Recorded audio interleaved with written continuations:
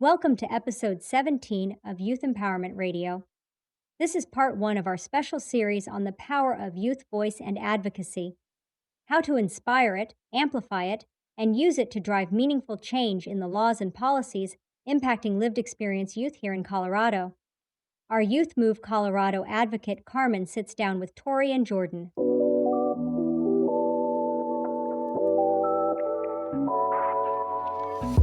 The material and information presented here is provided by lived experience youth and is for general information purposes only. The views, thoughts, and opinions expressed are of those of the guest only and do not represent the views, thoughts, and opinions of Youth Move.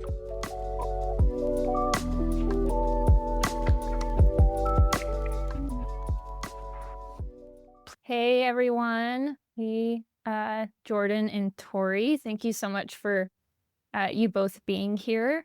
Yeah, I just wanted to take some time because we're going to spend quite a bit of time talking about and hearing your wisdom on all things youth advocacy. But I just wanted to take this space for you both to introduce yourselves, maybe share your name, your pronouns, who you are, what you do, your kind of personal and professional journey with all things like youth advocacy. Yeah. Tori, do you want to start? You go. Okay. So my name is Jordan. I grew up in foster care, so I'd say that's probably where my youth voice began. As of right now, and my pronouns are she, her. As of right now, I'm the owner of two businesses. So I've really been trying to make a life for myself and my son and kind of get out of that background. I've only recently started getting into things to start advocating for youth voice, but I feel like I've made a lot of connections and gotten a lot of opportunities. So it kind of started out pretty small at first, just here and there. But right now I'm actually helping develop a summer camp for foster kids and other youth that wouldn't normally be able to afford summer camp kind of programs. So I'm actually getting to use my voice as being a previous foster care youth to help develop this program for them. And this is just a new beginning that I'm really looking forward to, and hopefully start getting my voice out there and advocating more. And it's something I'm passionate about, and I'm finally finding the outlets and everything I need to do that. So I'm just really excited to see where this takes me and kind of see the life that I can build for myself and my son, and see what other lives I can impact on the way. That's really cool, the summer camp idea. Yeah, I remember. I'm really excited about that one. Yeah, I remember that being just a little side note, but growing up, that being something that we couldn't always afford. And I remember like a lot of kids would go and do that in the summer. Yeah. I would always think, I wish I could do something like that.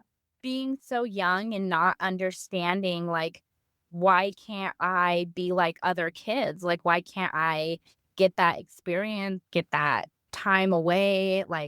I never understood it growing up, and now that I'm older, I can see that. But I mean, I just remember what it felt like in that moment, and listening to all my friends say where they got to go and what they got to do. And I remember just feeling so left out, and I felt feelings of abandonment and a lot of questions of why. Mhm. And so being able to provide that to kids who normally wouldn't get that is something that I'm really excited to do. Yeah, totally. Yeah. Thanks for sharing. Yeah. So my name's Tori Schuler. I'm the director of Advocacy at Foster Great Ideas, and my program's called Speak Up Voices from Foster Care. It's a nationwide program for people with lived experience in foster care and our allies to come together and discuss current topics and advocate together to create a better foster care system. Everybody's welcome to join as long as they are supportive of youth voice and our mission, which is to have a reformation movement for foster care that's led by people with lived experience in foster care. A little bit about myself. I entered foster care when I was just a toddler, and my parents really struggle with their mental health and also with addictions, and didn't have the capability to care for us in the way that they really should have. And so I entered care as a toddler. I reunified with my father, and my sisters and I and our dad spent the next several years running away from foster care. And anytime we would be investigated, we would skip town. And we really had this sort of like anxiety and this fear about being taken again and being separated from our siblings, because we were separated from our half siblings when our dad got custody of us and their dad's family got custody of them. And so there was a lot of fear, and that fear was real. And when I was a teenager, we went back into foster care here in Colorado. And that's kind of where my advocacy journey began. I joined a program, and there were some empowerment opportunities that included doing things like going to the Capitol and talking to senators. And there was this one really incredible senator, Senator Linda Newell, who spent hours just talking with me about all my ideas and talking with all of us about how foster care could be better and some of the bad things that happen that don't need to happen, and how we can address those, and how we can create laws that protect us so that people coming behind us and walking in our footsteps don't have to have those same bad experiences. We can kind of shore up the path for our brothers and sisters that are walking behind us. And that was so empowering to me at such a pivotal moment in my life where I felt like I had no control. Some control was given back to me, and I felt like I was heard and I was respected. And I've kind of built my full career off of those early experiences. And my program and what I do and my mission, in my professional journey is to improve foster care by lifting up everyone who has an experience and has a story to tell. So we have to pull back the curtain. We have to talk about what happens. We have to keep talking about what happens until it changes. And we have to, continually make adjustments to those changes. A lot of people say, maybe we should just completely eliminate the foster care system and start from scratch. And I always push back on that, because that's a house that you're talking about burning down that our siblings are inside of. And so we have to make these small repairs, and we have to fix it in the way that we can. And it's not going to be perfect, but it is going to be better. And as long as we're continuing to make it better, that's the advocacy journey that I'm on. And a lot of it has to do with the decisions that are being made. A lot of times are being made by people who have no idea what it's like to be in foster care. And so if we have people with lived experience stepping up to the plate and speaking up and speaking truth to power, we'll be able to have real genuine change that actually changes people's lives and changes people's experience.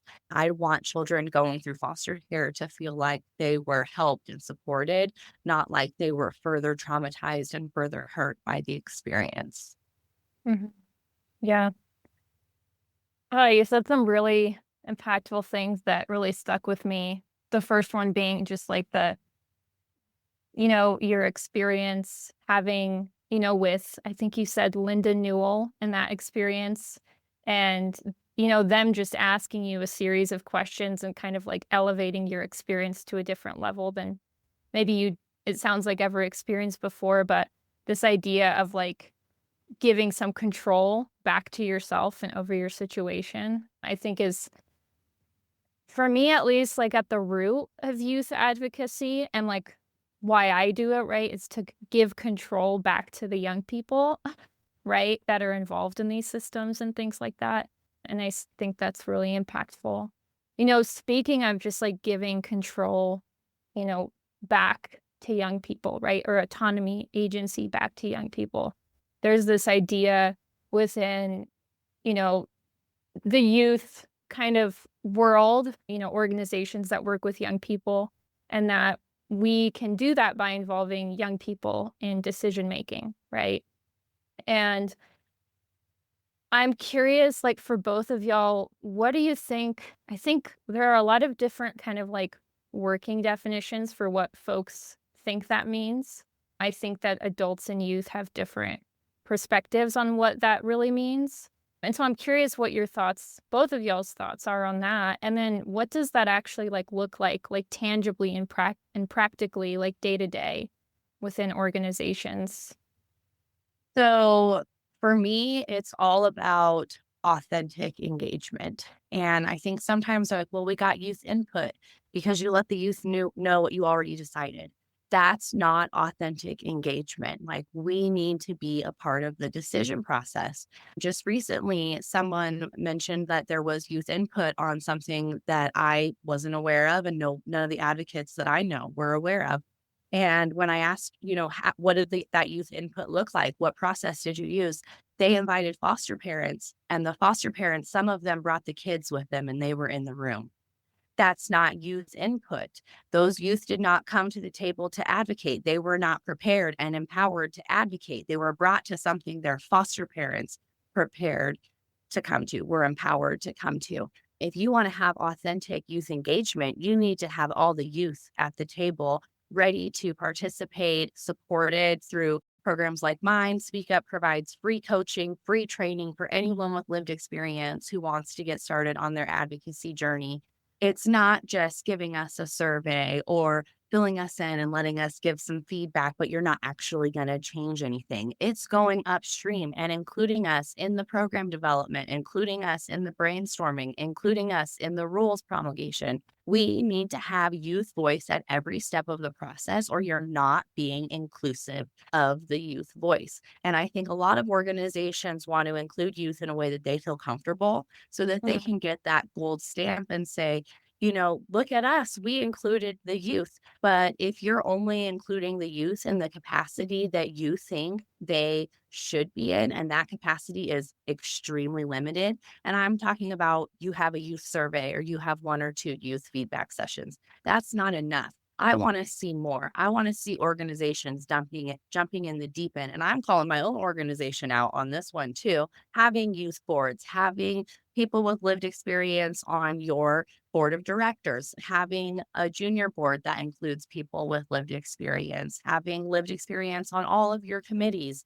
having your clients, if you're working and providing direct service to youth in the foster care system, having your clients engaged in program enhancements, in new program development, more than just saying, hey, what do you need? We're going to use this in program development, but bringing them in a really authentic way, hearing their ideas, and then implementing those ideas because they come from someone with expertise. And that expertise is something that can't be read in a book, can't be taught in a class. It can only be known by someone who woke up in a bed in a foster home. And I don't think that there are many organizations out there that are authentically engaging youth in leadership, in program development. I do think that there are organizations that have youth leadership, are doing a great job at it, but they're siloing the youth off to the side and only letting them manage the things that they think youth should be involved in. And if you really believe in youth engagement, you have youth involvement all the way to the top. And I mean, I'll give a great example of an organization that's doing that, and that's the Office of the Child's Representative in Colorado. I serve on their board. I'm the co-chair of their board. They also have an incredible organization called the Live Expert Action Panel. That's a youth board, and the youth board gets to decide what sort of activities and things that they're impacting through the OCR, but OCR is also coming to them and authentically engaging them as much as they absolutely can.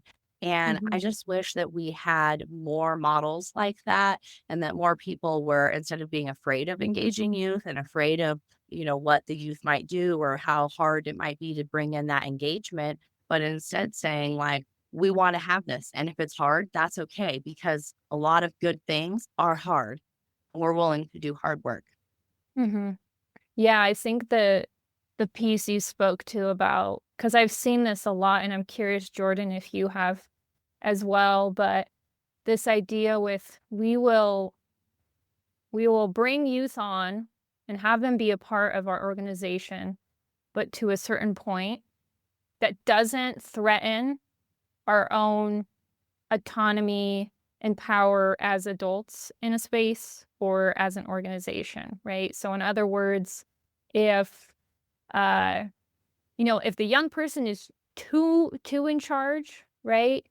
Like that doesn't feel right, right? Like adults, there still needs to be a pretty big gap between young people and adults. And when that gap starts to close, it feels really, really threatening. At least that's what I've seen from some organizations that, And you know, that's that's a youth bias. Like that's a youth bias that needs to be addressed by leadership. totally. Well, and like there's a difference between youth voice and youth advocacy. Because I mean, you can get youth, like to me, youth voice is like the opinions, the surveys, we've already made up your mind and we just want your thoughts about it.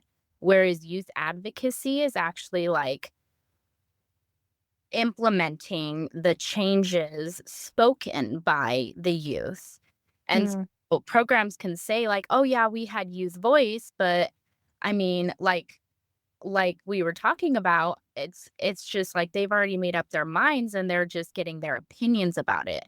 Whereas organizations that actually use youth advocacy, like Tori said, I mean, they're working their way all the way up and like they're making changes and they're genuinely taking their feedback and doing something about it versus just, oh yeah, we had youth voice, there's opinions, but we didn't do anything because we've already made up our minds about it. So there's definitely like such a gap there, and people and organizations need to realize that. Like you can't just slap on the label and say, oh yeah, we had youth input. Like that's not completely true. Because yeah, you had their input, but you didn't really take it and do something with it. Yeah. I really appreciate that kind of distinction between the two, youth voice and youth advocacy, because I do think that they are two distinct things, right? Just as how you explain them, right? Like one of them is, not just hearing what someone has to say, but, taking, actually listening to and doing the things that they've said. But it also implies involving the young person in every step, and that's youth advocacy versus youth voice, right? Like what you said is really more of just kind of like background noise, like we'll fill this out and we'll check this off. It's relatively important, but we've really kind of made up our minds, kind of like what you mentioned. And I guess I'm curious, like from the perspective of, because sometimes I hear from organizations, or I don't hear this, it's more of, I think, a general kind of sentiment and kind of tone, because I don't think people outwardly say this, but you can just, there's little like micro aggressions, I guess, or things that happen. And what I've seen is, or what I feel is organizations will be like, well, yeah, like youth advocacy is great, but I don't really know beyond just like the young person how this will add to my organization, right? Like I understand like the need to empower young people, but I don't like as an organizational whole, like what's I guess the word is like beyond that, why should I care about this? What will this bring to my organization? And myself, I'm like, oh, that's like a no-brainer. I know that answer. Like that's common sense to me. But I think for other folks, it really isn't. And I think it's a valuable question. But I guess I'm curious, like, how can involving young people in these spaces, help improve programming within an organization as a whole, meaning like equity and inclusivity? How can it make organizations as a whole just like better leaders, better coworkers, better, organizational beings and structures? I think a lot of the people who are managing programs that are providing direct service are looking at it from more of a social worker lens. And we really want to balance that with the youth voice. Like that is absolutely powerful expertise, but the youth know what the youth need. And so how do those come together and create sort of like the right balance for what the youth need? If we don't listen to the youth and hear what they need, then we don't know.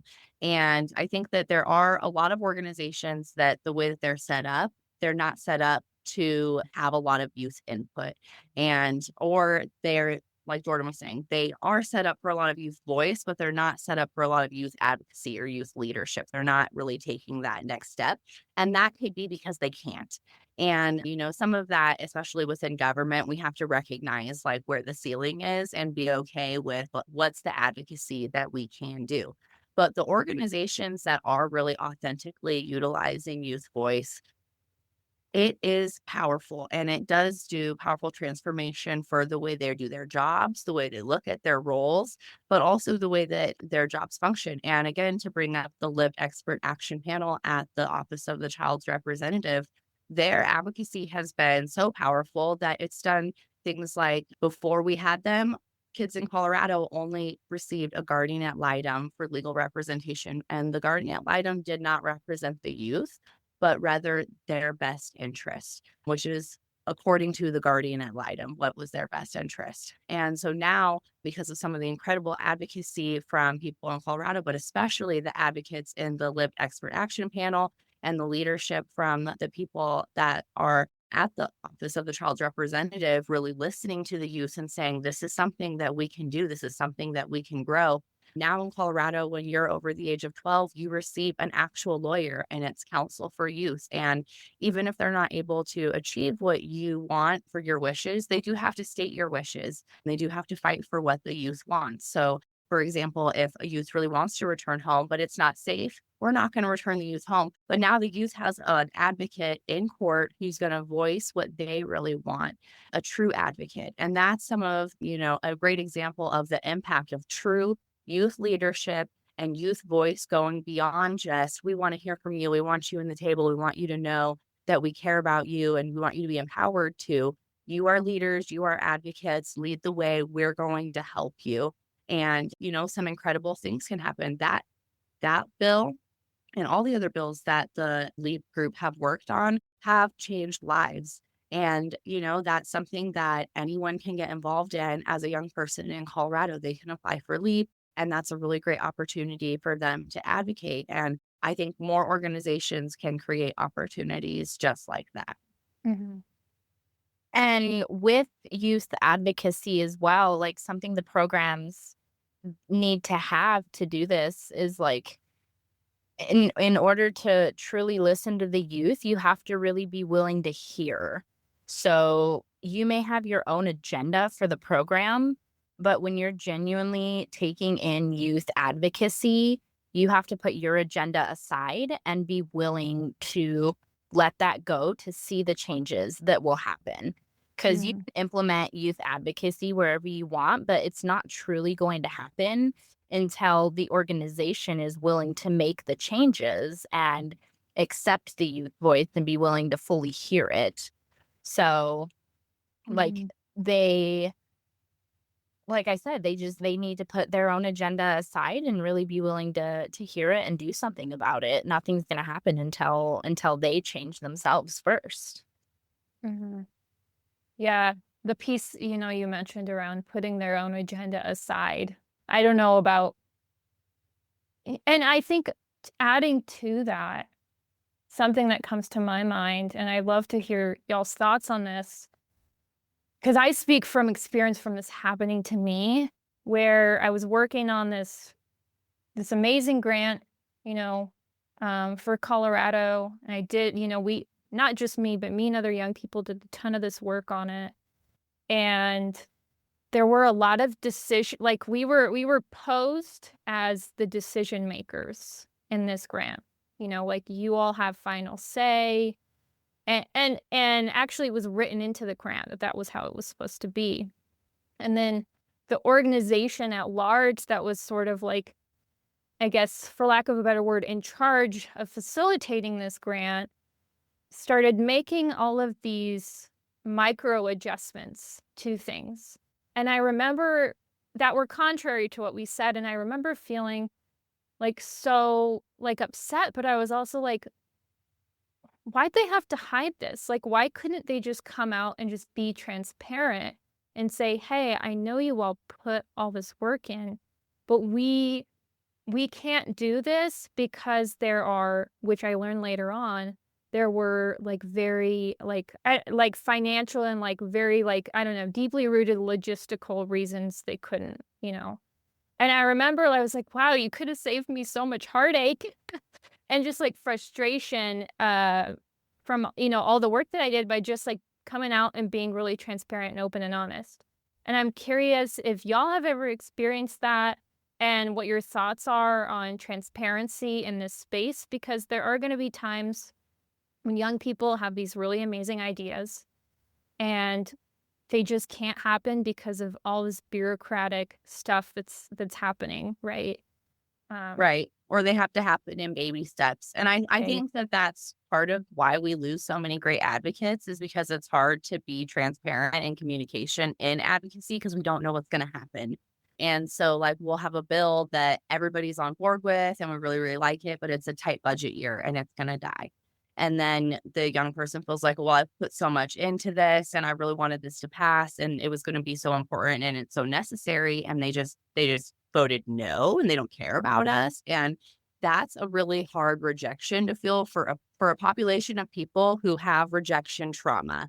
And so I think that's one of the reasons why it's really important when we can have really clear transparency, that we do have really clear transparency in our communication. So when we are asking for surveys and stuff, what are we using this for? When we're asking young people to do a video with us and share their story, how are you going to use this? How long is it going to exist, in your marketing materials? Does the young person have any say in any of that? And a lot of that transparent communication that doesn't happen is how we're getting taken advantage of.